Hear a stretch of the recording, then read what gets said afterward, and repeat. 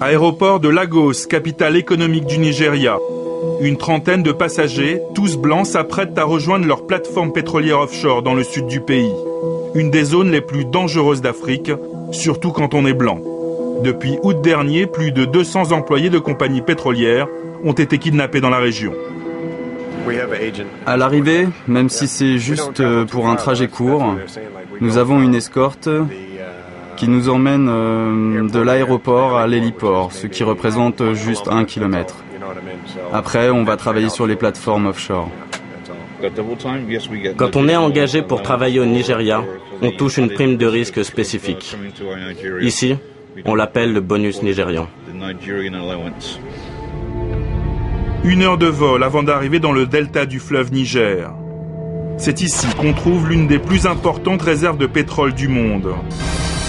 2,5 millions de barils produits chaque jour grâce aux milliards de dollars investis dans la région depuis plus de 50 ans par toutes les majors occidentales du secteur. Un des pétroles les plus purs et surtout les plus rentables du monde, jusqu'au jour où ces hommes ont pris les armes.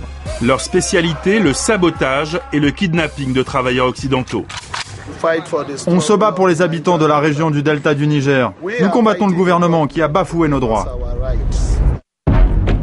Port Harcourt, 1 million d'habitants dont la plupart vivent en dessous du seuil de pauvreté et 1 millier d'expatriés, tous employés dans le secteur du pétrole et tous obligés de circuler en convoi et sous escorte pour le moindre petit déplacement en ville. À Port Harcourt, depuis 1 an, le chaos est généralisé. 800 $ par jour facturés par les entreprises de sécurité locales pour une équipe composée de 5 personnes, dont 2 mopoles munis de Kalachnikov. Les mopoles, ce sont des officiers de police détachés par la municipalité pour parer au risque d'enlèvement dans le centre de Port Harcourt. Mais pourquoi c'est aussi gardé? Qu'est-ce qui se passe? Il y a des enlèvements? Tout le temps. Vous savez que moi je suis restée derrière, là, 10 semaines sans sortir, c'est la première fois que je sors. C'est vrai? À cause de quoi? Il y a des enlèvements tout le temps. D'expatriés, on est attaqué, on sort pas sans... Vous avez un mopole? C'est pas un peu exagéré, les protections? Ah bah non, c'est pas du tout exagéré. Hein. Ah bon? Bah oui. Parce que là, je trouvais ça affolant. J'avais l'impression... L'année dernière, depuis le mois de janvier. Hein. Combien? 600. De blancs? Oui, oui, de blancs. Un chiffre exagéré qu'il faut réduire par 3. Il n'empêche, comme cette entreprise, la plupart des sociétés étrangères ont déjà déserté la ville. Non, on n'a plus des expats ici. Ils sont tous partis avec tous les problèmes ici. J'entends qu'il y a des autres sociétés aussi qui sont fermées à cause de ça. Seuls les majors continuent à assurer une grosse présence à Port Harcourt. Shell, Total, Exxon, Mobil, Chevron, chaque compagnie a mis en place un camp retranché pour loger ses employés. Interdiction absolue de filmer. Une fois passé le sas de sécurité, l'ambiance change du tout au tout. 4x4 rutilant, pavillon repeint au plus près et parabole satellite pour rester en permanence en contact avec le reste du monde. On se croirait presque en Californie. À une différence près, ici les Desperate Housewives parlent en français dans le texte. Ils sont dorés, hein. C'est une belle maison. Hein. On a 2 piscines. On a une deuxième de l'autre côté avec un restaurant, une supérette. Ça, c'est la salle de gym. Une salle de gym avec les derniers modèles d'appareils disponibles sur le marché. Heureusement que nous, on a ce genre de complexe où on peut quand même, c'est supportable. Parce que cette situation n'a jamais été comme ça tout le temps. Au mois d'août, ça a commencé par les premiers kidnappings, et puis donc l'aéroport de Port Harcourt qui a été fermé. Donc on s'était dit ça va se régler, d'où le fait qu'on reste là, parce qu'on sait, on a confiance que ça va se régler. Mais sinon, on essaie par n'importe quel moyen de faire passer des bons moments, surtout ne pas déprimer. D'accord. Ce qui est un petit peu dommage, c'est ce décalage vraiment maintenant entre l'expat et le Nigérian, qu'il n'y avait pas avant, et... C'est pas du tout la haine raciale, mais seulement le blanc, c'est même de dollars dans les yeux, quoi. Malheureusement, à cause de certains militants et des enjeux économiques. Une prison dorée et à quelques mètres de là, la misère.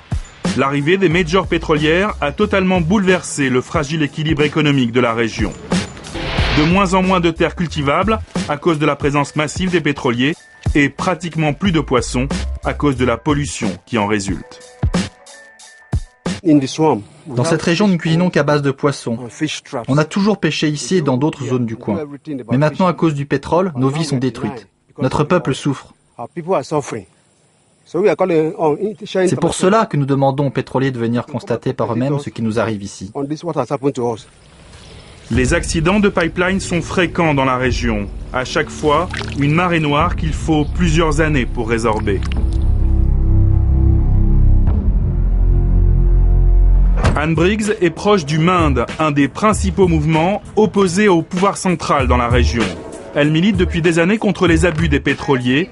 Elle a même participé à plusieurs reprises aux négociations pour libérer des otages. En tant que militante, je considère que c'est ma responsabilité d'essayer de trouver une solution au problème de kidnapping dans la région, en essayant de savoir quel est le groupe armé qui a pris tel ou tel otage. Et il y en a énormément. J'essaie alors de les convaincre, de les persuader que les gens kidnappés doivent être libérés. Qui paye? Je ne sais pas. Le gouvernement dit qu'il ne les paie pas. Les compagnies pétrolières disent qu'elles ne paient pas. Qui ment? Je ne sais pas. La chose la plus importante, c'est que les otages soient libérés à la fin. Après plusieurs jours d'attente, un des groupes armés qui sévit dans la région accepte de nous rencontrer.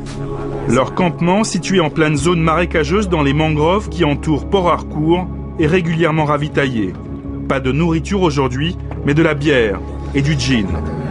Shootés à l'herbe, nos accompagnateurs naviguent à plein gaz dans un labyrinthe de canaux, 1 heure de trajet avant d'atteindre leur royaume.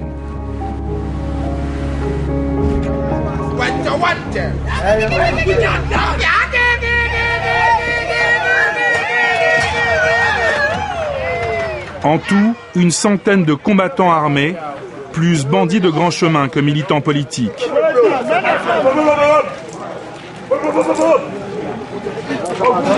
Une armée de va-nu-pieds, largement consciente de l'image que leurs chefs se plaisent à véhiculer dans les médias.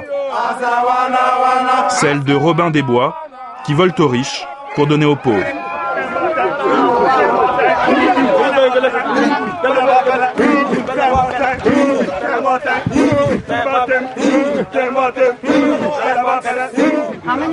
Combien êtes-vous au Mende?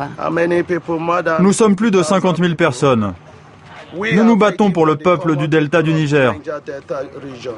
Pourquoi nous prenons des Blancs en otage? Parce que notre principal chef est emprisonné et que les Blancs sont venus nous polluer et se remplir les poches. Donc, ils doivent payer. Faire quelque chose pour améliorer notre sort. Nous n'avons pas de bons hôpitaux, nous n'avons pas de bonnes écoles pour notre peuple. Des revendications politiques mais aussi financières, précisément 1,5 milliard de dollars à titre de compensation pour la dégradation de l'environnement. Une exigence rappelée à chaque libération d'otages, comme cette semaine pour ces 12 travailleurs étrangers. En un an, un business du kidnapping qui a déjà fait chuter la production de pétrole de 25% dans le delta du Niger, avec pour effet immédiat une augmentation du prix du pétrole dans la région.